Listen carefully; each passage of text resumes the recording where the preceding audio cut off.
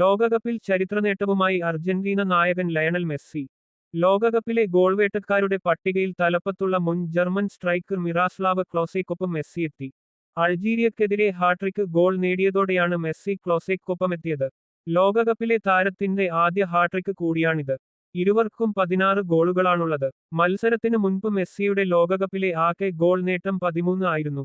അൾജീരിയക്കെതിരെ മിന്നിയ Messi തകർപ്പൻ hat trick കുറിച്ചതോടെ goal നേട്ടം 16 ആയി. അതോടെ 15 ഗോളുകൾ നേടിയ ബ്രസീലിയൻ ഇതിഹാസം റൊണാൾഡോയെ മറികടന്നു. ഒരു ഗോൾ കൂടി നേടിയാൽ ക്ലാസയെ മറികടക്കാം.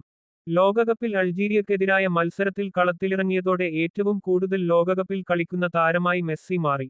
മെസ്സിയുടെ 6ാം ലോകകപ്പാണിത്. 6 ലോകകപ്പുകളിൽ കളിക്കുന്ന ആദ്യ താരമായി മെസ്സി മാറി. അർജന്റീനയ്ക്കായി മെസ്സിയുടെ 200ാം മത്സരമാണിത്.